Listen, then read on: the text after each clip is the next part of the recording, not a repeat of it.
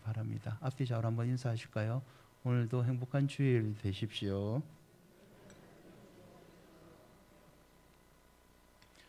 이번 주 중에 한 뉴스를 좀 재미있게 본 것 같아요. 중국에서 일어났던 일인데요.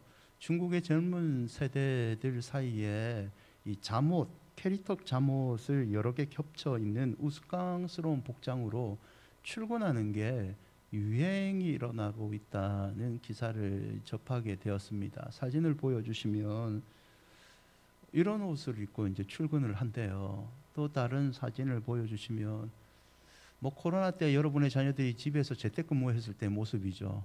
이런 옷을 입고 직접 회사를 나간다고 합니다. 미국의 뉴욕타임즈와 영국 가디언 등 외신이 지난 24일 중국에서 젊은 세대들이 잠옷을 입고 직장을 출근하는 모습을 자신의 SNS에 인정하는 현상을 집중적으로 조명하여 보도합니다. 수천 명의 젊은 직장인들이 이 잠옷 차림으로 출근하고 정통적인 출근 복장이죠를 거부하는 모습입니다. 이들은 옷을 잘 입는다고 월급을 더 주지 않느냐, 내 옷 뭐 잘 입는다고 회사가 돈을 보태주지 않는다, 초라하게 복장을 고수하겠다라고 얘기하죠. 그리고 사무실에서 늘 앉아만 일하는데 굳이 출근을 위한 옷을 살 필요가 있는가? 나는 옷에 돈을 쓸 가치가 없다라고 주장을 해요. 참 독특하죠. 이해가 안 된다라고 얘기할 수도 있습니다. 하지만 이 중국 젊은이들이 잠옷을 입고 출근하는 그 배경에는 큰 상실감이 자리 잡고 있습니다. 아무리 열심히 해도 현실이 변하지 않는 것, 국가 성장은 둔화되고 기회는 잘 오지 않고 이 상실감이 빠진 젊은이들이 조용한 시위를 벌린 겁니다. 기존의 치열하게 출세를 위한 노력을 나는 거부한다. 내가 처한 상황에서 이 상실을 이것만이라도 자유롭고 싶다라고 표현했던 행동이죠. 여러분, 우리는 살면서 여러 가지 상실감을 겪게 됩니다. 그리고 그 상실감을 겪을 때 헤어나지 못하는 우리 자신을 슬럼프에 빠졌다라고 얘기를 해요. 슬럼프는 심신의 상태나 작업이나 사업 다리가 일시적으로 부진한 상황입니다. 근데 이 슬럼프라는 게 믿음에도 있어요. 믿음에도 어느 순간 내 믿음이 실패한 것 같고, 내 믿음이 10년 전이나 20년 전이나 똑같은 것 같고, 기도도 깊게 하지 못한 것을 경험할 때가 있죠. 몇 년 전에 국민일보가 목회자 400명을 대상으로 다음과 같은 질문을 한 적이 있는데요. 올 한 해 목사님의 생활 가운데 지우고 싶은 것이 있다면 어떤 삶을 그냥 지워버리고 싶습니까? 라고 설문을 한 적이 있습니다. 1위가 나태한 모습입니다. 목사로서의 나태한 모습이 부끄럽다, 지우고 싶다라고 답을 하죠. 두 번째가 가족을 더 사랑하지 못한 것, 교인들을 돌보느라고 내 가족을 소홀히 한 것, 그리고 경제적인 어려움, 육체적인 질병을 지우고 싶다라고 답을 합니다. 그리고 나서 목회자들이 답한 것 중에 내용 하나가 신앙적인 슬럼프를 꼽습니다. 목회자들의 400명 중에 10%에 해당되는 사람들이 나는 신앙적 슬럼프를 겪고 있다, 번아웃 상태를 해결하지 못하고 설교를 하고 신방을 했다라고 얘기를 하죠. 여러분, 단단해 보이는 목사들조차 믿음 생활하면서 이런 영적 슬럼프를 겪을 때가 있습니다. 문제는 이 슬럼프를 너무 심각하게 받아들이고 빠져나오는 시간이 오래 걸렸을 때 이게 큰 문제가 될 수 있는 거죠. 본문은 어떻게 보면 영적 슬럼프를 겪은 아브라함의 이야기입니다. 창세기 12장 1절과 3절을 보면 하나님께서 아브라함에게 나타나셔서 너는 고향과 친척과 아버지 집을 떠나고 하나님이 지시한 땅으로 가면 복을 주겠다라고 약속을 하셨죠. 새로운 삶을 명령하셨고 그 합당한 축복을 보장해 주십니다. 그리고 아브라함이 이 하나님의 말씀만 의지하여 모든 것을 다 버리고 하란에서 가나안으로 내려갑니다. 이 땅을 내 자손에게 주리라, 그 말씀이 하란에서 가나안에 가면 실행될 것 같은데 가나안에는 이미 자리를 잡고 있는 가나안 사람들이 있습니다. 이 사람들이 비옥하고 쓸모있는 땅을 다 차지하고 있는 거예요. 어쩔 수 없이 창세기 12장 9절을 보면 이 아브라함은 그 가나안에서 남방으로 옮깁니다. 살기 위해서 사해 남서쪽 사막 지역인 네게부로 이동하게 되죠. 네게부에 가면 그래도 먹을 것이 있을 것 같은데 더 큰 문제를 만납니다. 12장 10절을 보시면 기근을 만나게 돼요. 기근은 11월과 11월에 집중적인 비가 내려야 되는데 내리지 않을 때 생기는 이 지역의 현상입니다. 여러분, 살기 위해서 하나님 말씀만 듣고 떠났습니다. 하나님께서 분명히 복으로 만들어 준다고 약속을 하셨죠. 하지만 닿는 곳곳마다 살기는커녕 농경시대의 가장 큰 타격인 기근까지 만나게 됩니다. 아브라함이 어떤 생각을 했을까요? 실망이 먼저 찾아오죠. 하나님 한 분만 믿고 내 안정적인 직업과 안정적인 사업 모든 것을 다 버리고 나 혼자 온 것도 아니고 가족 그리고 족장이니까 수십 명의 사람들이 나를 보고 나 하나만 보고 이렇게 왔는데 하나님 여기서 나를 죽게 만들면 어떡합니까? 압박감이 아브라함을 짓누르기 시작한 거죠. 고민하던 아브라함이 결정을 내립니다. 10절을 다시 보시면 기근이 들었기 때문에 아브라함이 애굽에 내려가기를 선택합니다. 기근을 피해 나일강이라는 큰 강과 비옥한 땅이 있는 이 애굽행을 선택했죠. 이건 가장 현실적인 선택입니다. 그래도 서울에 가면 먹고 죽지는 않겠지 라고 수십 년 전에 먹을 것 때문에 서울에 오신 분들도 있잖아요. 똑같은 선택입니다. 가장 현실적이죠. 탁월한 선택입니다. 하지만 이 선택에는요 문제가 하나 있습니다. 일반적으로 봤을 때는 문제가 없지만 영적인 눈으로 보면 이 구절 안에 아브라함이 하나님의 뜻을 구하였더라 그런 문구가 하나도 없습니다. 아브라함은 하나님 말씀을 의지하여 떠난 사람입니다. 그럼에도 불구하고 기근을 만나자 믿음을 시험하시는 하나님의 의도를 파가지도 않고 물어보지도 않고 스스로 결정합니다. 하나님은 어떻게 보면 아브라함에게 땅을 주시기 위한 것이 아니라 땅을 주시는 하나님을 의지하는 사람으로 만들기를 원하셨는데 정작 고난이 닥쳐오자 아브라함은 두려워하여 하나님 묻지도 않고 자기 스스로 그 두려움을 헤쳐나오는 방법을 선택한 거죠. 슬럼프입니다. 영적인 슬럼프의 어떻게 보면 시작이죠. 여러분, 어떤 고난을 우리는 살면서 만나게 됩니다. 고난을 만나게 될 때 고난을 허락하신 하나님의 의도를 우리가 파악하지 못할 때가 더 많습니다. 낙심하고 원망을 하죠.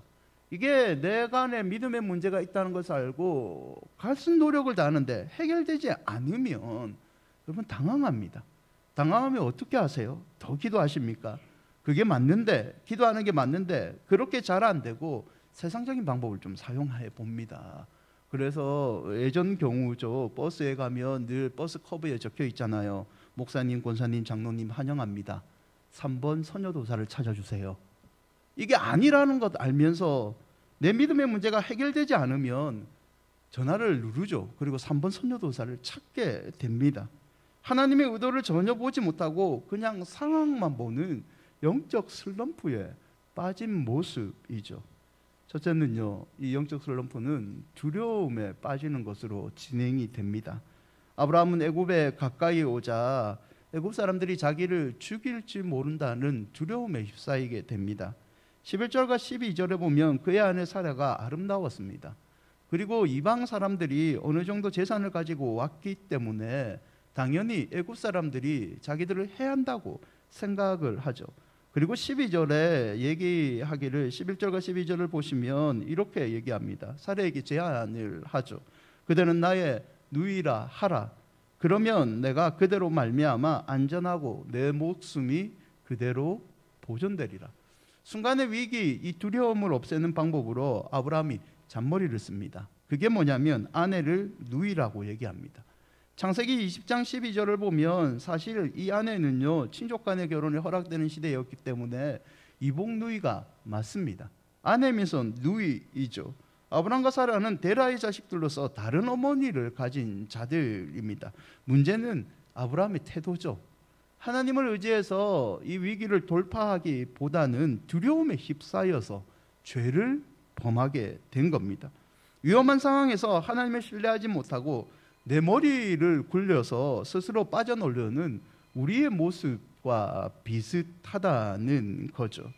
여러분, 영적 슬럼프에 깊이 빠지게 되면요, 우리는 무신론자가 될 때가 많습니다. 내가 믿음이 있다고 얘기하지만, 수십 년 나는 교회에서 열심히 했다고 하지만 영적 슬럼프를 해결하지 못하면 마치 하나님 없이 사는 사람들과 똑같은 행동을 한다는 거죠. 사람이나 상황에 대한 두려움에 휩싸여서 하나님을 보지 못하게 됩니다. 그리고 합리화를 하죠. 아브라함이 지금 합리화를 하고 있습니다. 사례는 내 누이가 맞기 때문에 이거는 사람을 속이는 것이 아니라 어떻게 보면 현명한 선택이다. 어쩔 수 없이 내가 살기 위해서 이런 것을 선택했다. 어쩔 수 없는 것, 하나님이 다 아신다라는 변명을 하게 되죠. 여러분, 천지창조하신 하나님이 이 상황과 마음을 모르실까요? 하십니다. 어쩔 수 없는 상황이지만 하나님을 신뢰하기 위한 몸부림치는 그 모습을 하나님은 보기 원하는 거죠. 여러분, 어려움을 겪더라도 여러분 상황 가운데 합리화를 시키는 것이 아니라 하나님의 섭리를 선택하는 믿음의 사람이 되시기를 축원드립니다. 믿음을 선택하는 것이 더디 가는 것 같지만 우리가 살 길인 거죠. 두 번째, 이 영적 슬럼프를 겪게 되면요, 두려움은 이제 비전까지 잃어버리게 만듭니다. 아브라함이 두려워했던 일이 생기죠. 상황은 복잡해집니다. 14절과 15절에 보면 애굽에 가니까 애굽 사람들이 예상대로 자신의 아내를 보고 아름다움에 반합니다. 그리고 고관들이 바로에게 이 소식을 알려줍니다. 바로가 여인을 사례를 아내로 취하려고 하죠. 여러분, 영적 슬럼프에 빠져서 하나님을 신뢰하지 않고 내게로 상황을 빠져나오는 것 같은 것은요, 당장 문제를 해결하고 하는 것 같지만 사실은 뒤돌아보면 문제를 더 꼬아버립니다. 더 나쁜 것은 하나님의 계획을, 나에게 주실 하나님의 계획을 숲으로 만들 가능성이 높다는 거죠. 여러분, 아브라함을 통해 하나님이 약속하신 게 뭐죠? 큰 민족을 이루어 주겠다. 너에게 낳은 아들로 내가 큰 민족을 이루어 주겠다는 계획이죠. 근데 사례가 바로에게 그냥 아내로 빼앗겨버리면 하나님의 계획은 어떻게 됩니까? 없어집니다. 하나님을 신뢰하지 않고 내게로 위기 상황을 발전한 이 시도가 하나님이 내게 주시려는 비전, 그리고 비전에 따라오는 축복을 무산시키를 위기로 몰아넣을 수 있다는 거죠. 창세기 12장 16절 보시면 바로가 너무 기분이 좋습니다. 아브라함에게 후대합니다. 아내를 준 대신 양과 소와 노비와 암수 나귀와 낙타를 선물로 내립니다. 여러분, 아브라함은요, 한마디도 하지 못하고 아내 대신 이 재물만 차지하고 놓습니다. 영적 슬럼프에 빠진 그는요, 자신의 비전을 완전히 잃어버렸죠. 여러분, 창세기 12장 1절에 하나님이 아브라함을 불렀을 때 너 떠나라고 얘기합니다. 그때 아브라함은요, 안정된 직업과 재산을 가지고 있었습니다. 사람들 관계도 안정적입니다. 근데 그 재산이 아니라 하나님의 말씀, 비전을 따라서 그곳을 떠난 사람이 아브라함입니다. 하지만 지금 아브라함의 모습은 어떻습니까? 큰 민족을 이루겠다는 하나님의 비전은 버리고요, 그가 떠나왔던, 버렸던 늘어난 재산만을 붙잡고 있습니다. 비전을 잃어버리는 것은요, 영적 슬럼프의 결정적인 위험입니다. 그러면 어떻게 우리는 이 슬럼프를 이겨낼 수 있을까요? 첫째는요, 꼭 기억하실 것은 우리의 실패가 하나님의 실패는 아닙니다. 17절에서 20절은 아브라함의 영적 슬럼프로 인한 결과를 보여주는데요, 매우 부정적으로 보이는 것 같지만 이 짧은 구절에서 아브라함을 회복시키는 하나님의 개입을 우리는 볼 수 있습니다. 하나님께서는 아브라함이 만들어 놓은 이 꼬여있는 골치 아픈 상황을 직접 해결해 주십니다. 17절을 보시죠. 여호와께서 아브라함의 아내 사레의 일로 바로와 그 집에 큰 재앙을 내리신지라. 하나님께서 바로의 집에 재앙을 내립니다. 그런데 성경은 그 재앙을 내린 이유가 아브라함의 아내 사레의 일이라고 얘기합니다.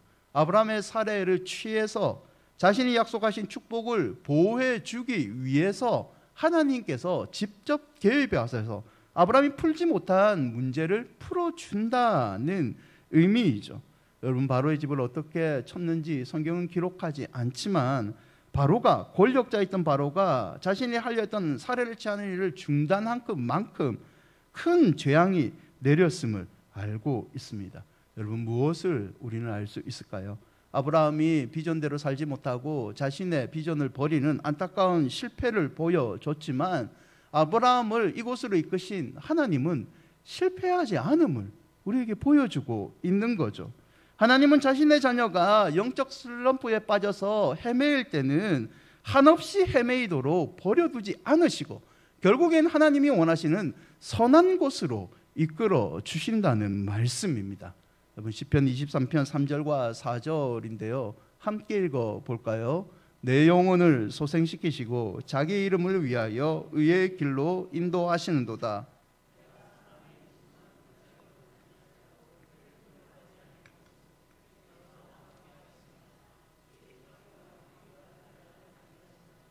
주의 지팡이와 막대기가 사망의 음침한 골짜기에 헤매이는 우리를 건져주실 줄 믿습니다. 여러분, 성경을 시편 23편 3절을 자세히 보시면 의의 길로 인도하는 이유가 자기 이름을 위하여라는 표현이 있습니다. 하나님께서 내가 너 선택했고 내가 너를 선한 길로 이끌어 그 약속했다면 나는 반드시 그 약속을 지키는 분이라는 뜻이죠. 우리는 실패했어도 하나님은 결코 우리를 버리시는 분이 아니십니다. 여러분, 우리의 실패가 하나님의 실패라는 의미가 아니라는 것을 늘 믿음으로 기억하시기를 바랍니다. 우리가 영적 슬럼프에 빠져 헤매어도 하나님은 우리를 포기하지 않습니다. 하나님은 우리 삶에 개입하시고 결국 우리를 회복시켜 주시는 분이죠. 그러므로 영적인 슬럼프를 느끼게 된다면 다른 고민하지 마시고 하나님의 손길을 의지하는 여러분이 되시기를 바랍니다. 하나님의 음성에 귀를 기울이고 설령 그 응답이 더디올지라도 하나님께서 내게 징계하는 것 같은 징계가 느껴질지라도 믿음으로 버티고 믿음으로 바라신다면 끝까지 우리를 인도하시는 하나님의 은혜를 만나게 될 줄 믿습니다. 두 번째는요, 이 슬럼프를 해결하기 위해서 우리는 해결자는 하나님이라는 믿음을 잃지 말아야 됩니다. 아브라함은 갈대아 우르에 살았던 다신교 신앙에 젖어 있던 사람입니다. 어느 날 하나님의 은혜로 자기 백성을 삼으시고 순종하면 큰 민족을 이루겠다는 약속을 듣고 떠나죠.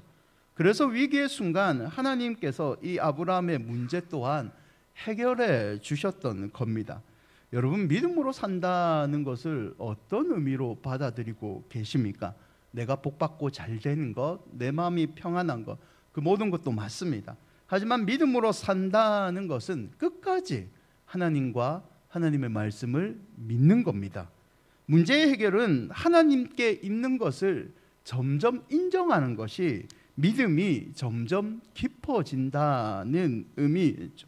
어떤 문제가 생겼을 때 당황해서 그랬다, 다급해서 그랬다, 어쩔 수 없었다, 사람을 의지하는 것이 아니라 너무 쉽게 하나님의 인도와 말씀을 무시하는 것이 아니라 그 순간에도 하나님을 의지하고 하나님 말씀을 붙잡기 위해 몸부림치는 것, 그게 바로 믿음으로 사는 거죠.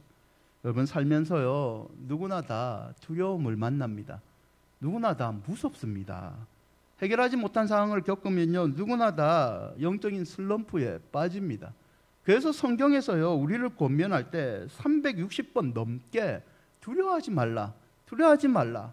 성경 말씀은 그렇게 우리를 권면하고 있지 않습니까? 하지만 두려워도 문제 해결자신 하나님께 매달린다면 하나님은 그 매달리는 자들을 결코 외면하지 않습니다. 은혜로 이끌어 주시는 거죠.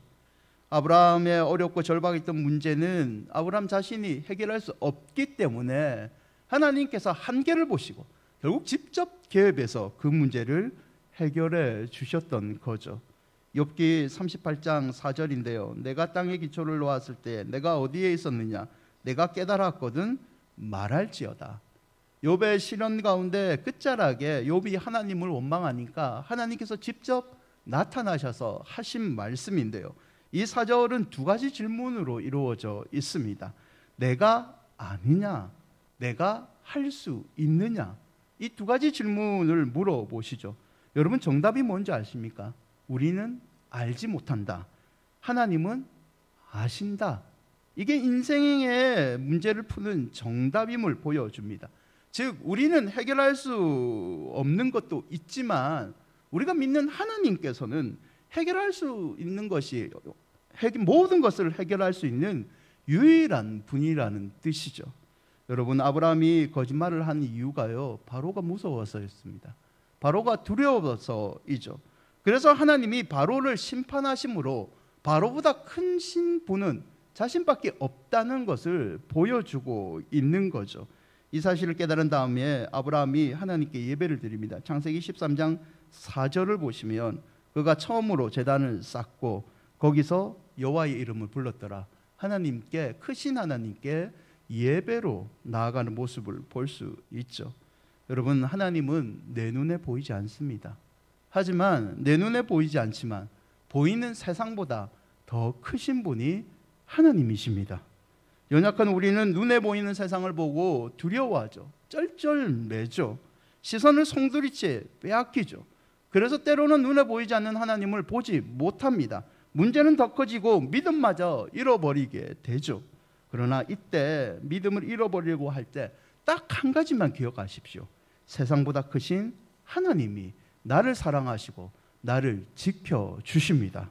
그분이 우리를 끝까지 책임져 주십니다. 이사야 45장 5절과 7절인데요. 함께 읽어볼까요? 나는 여호와라. 나 위에 다른 이가 없나니 나밖에 신이 없느니라.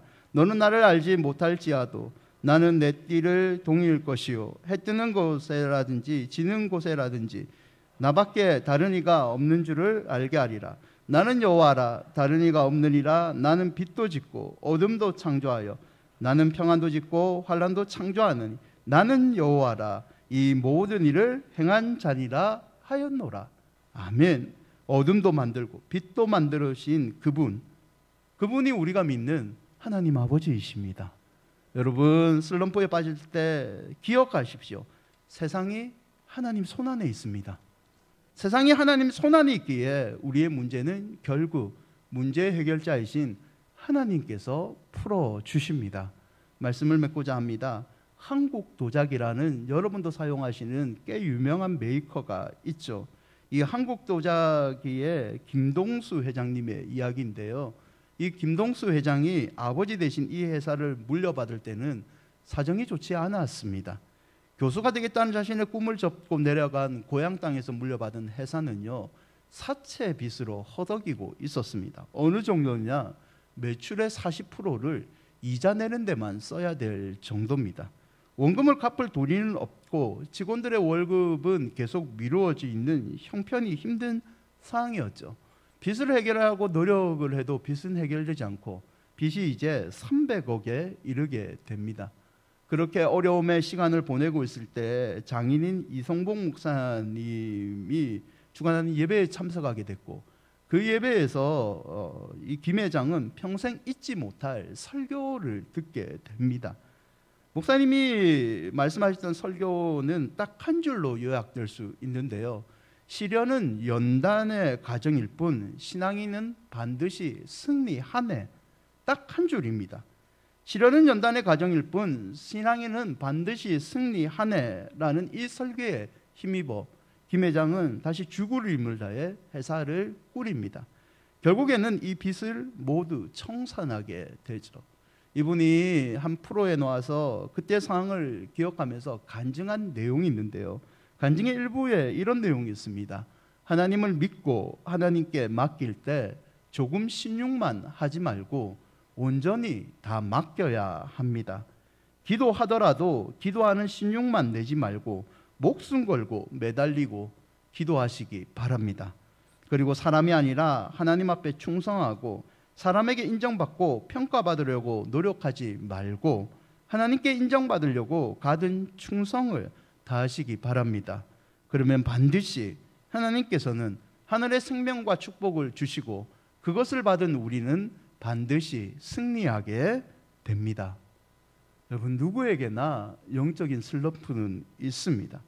그래서 영적인 슬럼프를 만나면 우리는 다른 곳에서 해결을 찾지 말고 곧바로 문제의 해결자이신 하나님을 찾아가야 됩니다. 실패 없는 하나님, 그 하나님을 의지한다면 실패 없는 하나님께서 우리 인생에 반드시 승리를 허락해 주십니다. 베드로전서 5장 10절과 11절 모든 은혜의 하나님 곧 그리스도 안에서 너희를 부르사 자기의 영원한 영광에 들어가게 하시리가 잠깐 고난을 당한 너희를 친히 온전하게 하시며 굳건하게 하시며 강하게 하시며 털을 견고하게 하시리라. 권능이 세생무구토록 그에게 있을지어다. 아멘. 하나님, 우리의 모든 고난을 이겨내게 하시고 우리를 온전하게 세우시는 그 하나님의 은혜를 의지하여 모든 영적 슬럼프에서 여러분 헤쳐나오시기를 주의 이름으로 축원드립니다. 우리 찬양하시죠. 이 눈에 아무 증거 아니 배어도